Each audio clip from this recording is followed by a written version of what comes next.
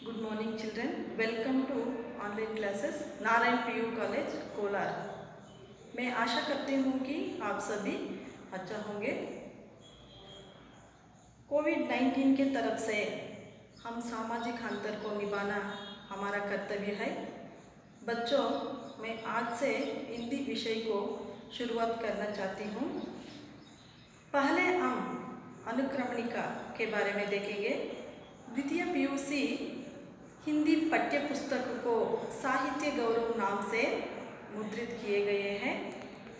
उनमें से पहले अनुक्रमणिका के बारे में देखेंगे।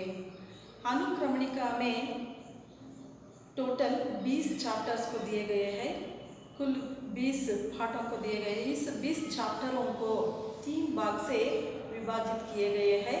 पहला भाग है गद्य भाग। गद्य भाग में 1 से 8 लेसन्स रहते हैं। दूसरा भाग पद्य भाग। पद्य भाग में 1 से 10 पद्य रहते हैं। उस 10 पद्यों को 2 भाग से विभाजित किए गए हैं। एक मध्यकालीन पद्य है, उसमें 4 पद्य दिए गए हैं, और दूसरा आधुनिक पद्य है, उसमें 6 पद्य दिए गए हैं। टोटल 10 पद्य रहते हैं।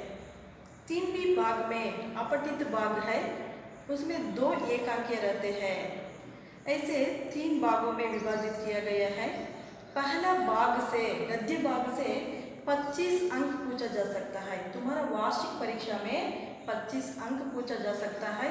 1 अंक का 6 प्रश्न पूछा जा सकती है, और 3 अंक का टोटल 5 प्रश्न दिए जाते हैं। उनमें से तुम 3 प्रश्नों को लिखना चाहिए।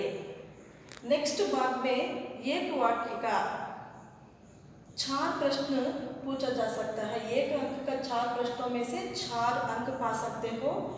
बाद में 3 अंक का 4 प्रश्न दिए जाते हैं, उनमें से तुम्हें 2 प्रश्नों को उत्तर लिखना चाहिए। ये गद्य भाग से 25 अंक लिया जाता है। तुम्हारे वार्षिक परीक्षा में गद्य भागों से 25 अंक इस तरह पूछा जा सकते हैं। नेक्स्ट पद्य भाग में 20 अंक पूछा जा सकते हैं। पहले फर्स्ट में एक वाक्य में उत्तर लिखिए, 6 प्रश्न पूछा जा सकते हैं, और 3 अंकों का 4 प्रश्न दिए जाते हैं। उनमें से सिर्फ 2 को उत्तर लिखना चाहिए। 4 अंक का 4 प्रश्न दिए जाते हैं, उनमें 2 प्रश्नों को तुम उत्तर लिखना चाहिए। 3वीं भाग में अपठित भाग है, उसमें 2 एकांकीय रहते हैं। 1 अंक का 5 प्रश्न पूछा जा सकते हैं, और 5 अंक का 4 प्रश्न दिए जाते हैं। उनमें से तुम्हें 2 प्रश्नों को उत्तर लिखना चाहिए। व्याकरण भाग से 25 अंक पूछा जा सकती है। उनमें से वाक्य शुद्ध कीजिए, मुहावरों को जोड़कर लिखिए, प्रत्यय अलग करके लिखिए, और सूचना अनुसार वाक्य बदलिए। इस मेन से पूछा जा सकती है। रचनाओं से 15 अंक पूछा जा सकती है। उसमें निबंध या पत्र लेखन में 5 अंक दिए जाते हैं, और गद्यांश को पढ़कर नीचे दिए प्रश्नों का उत्तर लिखिए, उनमें से 5 अंक पूछा जा सकते हैं, और अनुवाद कीजिए, इसमें 5 अंक पूछ जा सकती है। देखो बच्चों, हर एक लेसन भी बहुत इम्पोर्टेंट है, इसीलिए तुम्हें हर एक लेसन को भी हार्ड वर्क करना तुम्हारा कर्तव्य है। हार्ड वर्क करना ज़रूरी है। बच्चों, हम अगले भाषा के विचार में देखेंगे। भाषा का अर्थ क्या है? What is the language? Language का अर्थ क्या है? देखो बच्चों, मनुष्य अपने विचारों को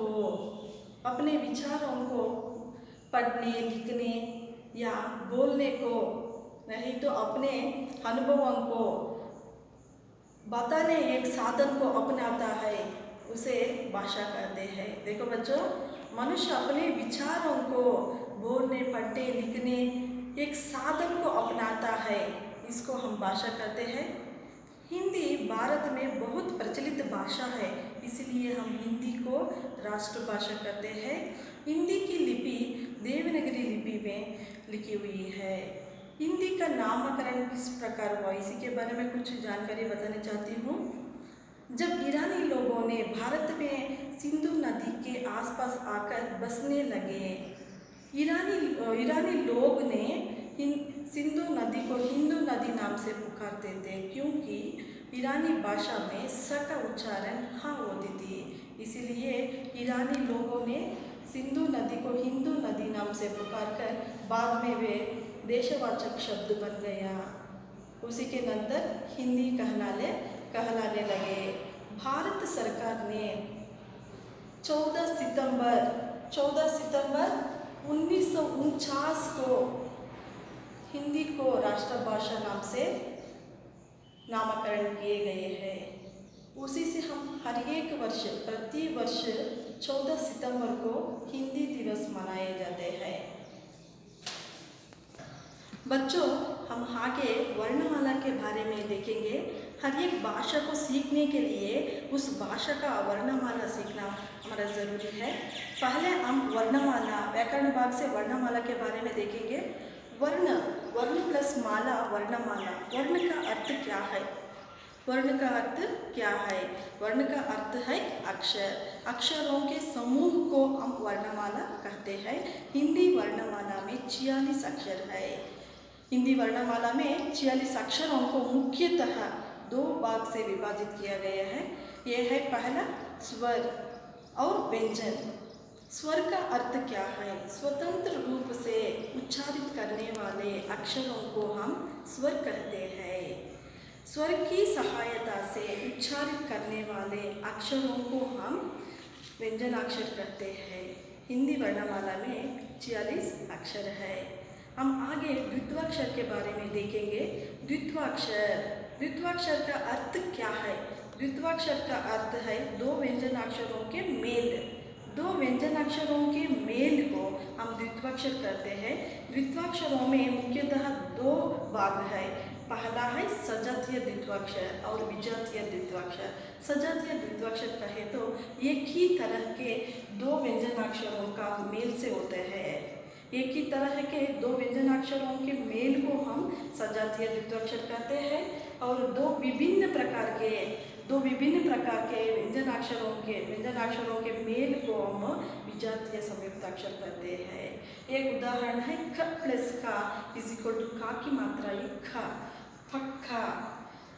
व प्लस या इज इक्वल टू व्या, व्यथा। इस प्रकार हम सजातीय और विजातीय अक्षरों को पहचानना है। हम आगे बारहकड़ी के बारे में। बारहकड़ी का अर्थ है व्यंजन के साथ स्वर मिलने से जो परिवर्तन होता है उसे बारहकड़ी कहते हैं। बच्चों, व्यंजन के साथ स्वर मिलने से जो परिवर्तन होता है इसे बारहकड़ी कहते हैं। उदाहरण ख प्लस ई, ख ई की मात्रा ये की। ख प्लस उ, ख उ की मात्रा ये कु। हिंदी बारहकड़ी इस प्रकार है। ख प्लस आ, खा, खा की मात्रा ये खा। ख प्लस आ की मात्रा ये खा। ख प्लस ई की मात्रा ये की। ख प्लस ई की मात्रा ये की। ख प्लस उ की मात्रा ये कु। ख प्लस उ की मात्रा ये कु। ख प्लस रू की मात्रा ये क्रू। ख प्लस ए की मात्रा ये के। ख प्लस आई की मात्रा ये खई। ख प्लस ओ की मात्रा ये खो। ख प्लस औ की मात्रा ये खौ। ख प्लस अनुस्वर खम। ख प्लस विसर्ग कहा। इस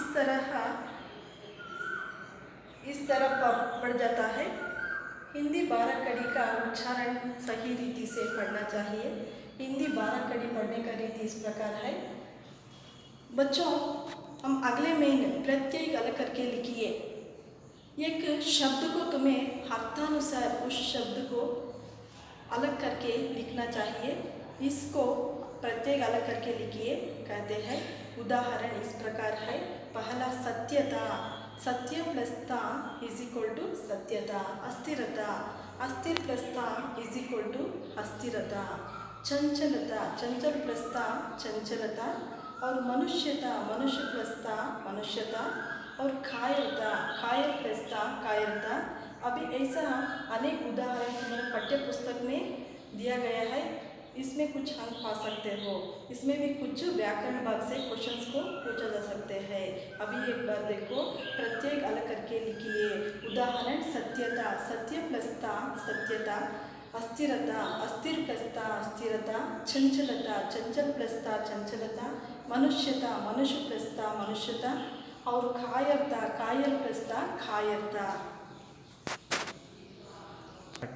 बच्चों, हम आगे कारक के बारे में देखेंगे। कारक का अर्थ क्या है? दो शब्दों के बीच में आने वाले उपसर्ग को हम कारक कहते हैं। दो शब्दों के बीच में आने वाले उपसर्गों को, ये उपसर्ग है, उपसर्गों को हम कारक कहते हैं। कारक में 8 प्रकार है। कारक में 8 प्रकार है। पहला है कर्ता कारक। कर्ता कारक का चिन्ह है ने। कर्म कारक का चिन्ह को। कर्ण कारक का चिन्ह से। संप्रदान कारक का चिन्ह के लिए। अपादान कारक का चिन्ह से, के द्वारा। संबंध कारक का चिन्ह का, के, की। अधिकरण कारक का चिन्ह है में, पर। संबोधन कारक का चिन्ह है ये, हरे। अभी एक बार देखो, कारक का अर्थ है दो शब्दों के बीच में आने वाले उपसर्गों को हम कारक कहते हैं। इस कारकों में 8 प्रकार है।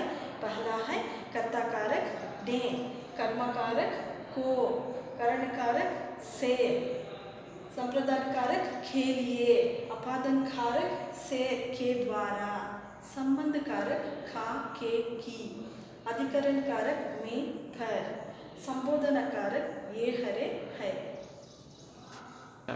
बच्चों, हम आगे वचन के बारे में देखेंगे। वचन का अर्थ क्या है? वचन का अर्थ है संख्या। वचन में 2 प्रकार है, एक वचन और बहुवचन। एक ही संख्या को बताने वाले शब्दों को हम एक वचन कहते हैं।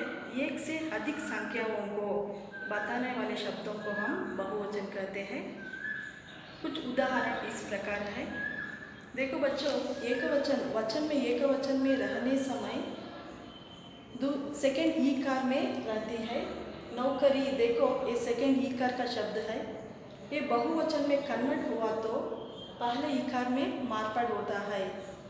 इसको तुम ध्यान में रखना चाहिए। एक वचन में सेकंड ईकार शब्द से अंत्य होता है। बहुवचन में कन्वर्ट होगा तो ईकार में आ जाता है। नौकरी, नौकरियाँ। स्त्री, स्त्रियाँ। रीति, रीतियाँ। नाली, नालियाँ। कुर्सी, कुर्सियाँ। चूड़ी, चूड़ियाँ। कोठरी, कोठरियाँ। अभी एक बार देख लो बच्चों।